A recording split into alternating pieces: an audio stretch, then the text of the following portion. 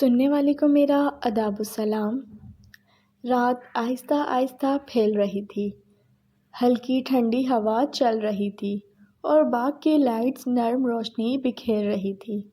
درختوں کے پتوں کی سرسراہٹ ماحول کو اور بھی پرسکون بنا رہی تھی۔ ماہنور آہستہ آہستہ باغ کے راستے پر چل رہی تھی۔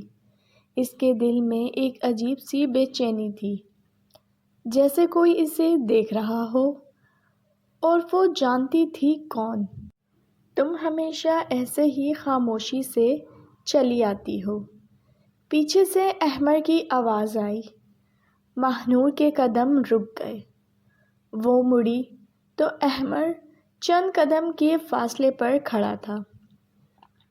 اس کی آنکھوں میں ہلکی سی شرارت اور مسکراہٹ تھی۔ آپ ہمیشہ اچانک کیوں آ جاتے ہیں؟ ماہنور نے آہستہ سے کہا۔ احمر قریب آ گیا۔ کیونکہ مجھے تمہیں حیران کرنا اچھا لگتا ہے۔ ماہنور کے ہونٹ پر ہلکی سی مسکراہٹ آ گئی۔ چند لمحے دونوں ایک دوسرے کو دیکھتے رہے۔ پھر احمر نے آہستہ سے کہا، تمہیں پتہ ہے، آج تم پاس ہوتی ہو تو سب کچھ مختلف لگتا ہے۔ ماہنور کا دل تیزی سے دھڑکنے لگا۔ کیسے؟ احمر نے نرم لہجے میں جواب دیا، جیسے وقت تھوڑا سست ہو جاتا ہے اور ہر لمحہ زیادہ خوبصورت لگنے لگتا ہے۔ ماہنور نظریں جھکا کر مسکرا دی۔ ہوا نے اس کے بال چہرے پر بکھیر دیے۔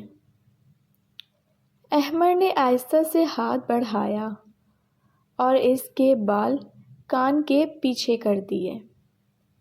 وہ لمحہ بہت خاموش مگر بہت گہرا تھا۔ احمر، ماہنور نے دھیرے سے کہا، ہاں، آپ کبھی سنجیدہ بھی ہوتے ہیں؟ احمر ہنس پڑا۔ جب تم قریب ہوتی ہو تو نہیں۔ ماہنور کی ہنسی نکل گئی۔ اس لمحے احمر کے اس کا ہاتھ پکڑ لیا۔ اس بار ماہنور نے ہاتھ نہیں چھڑایا۔ باغ کی روشنی ان دونوں پر پڑتی رہی اور آسمان پر ستارے چمک رہے تھے۔ احمر نے آہستہ سے کہا، چلو، میں تمہیں ایک جگہ دکھانے چاہتا ہوں۔ کہاں؟ بس آؤ۔ وہ دونوں آہستہ آہستہ چلتے ہوئے باغ کے آخری حصے تک پہنچ گئے۔ وہاں ایک چھوٹا سا لکڑی کا پل تھا، جس کے نیچے پانی بہہ رہا تھا۔ ماہنور رک گئی۔ یہ جگہ کتنی خوبصورت ہے۔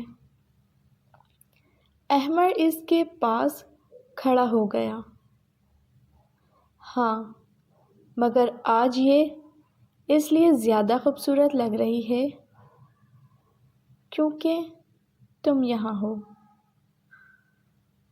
ماہنور کے گال سرخ ہو گئے۔ اس نے آہستہ سے آسمان کی طرف دیکھا۔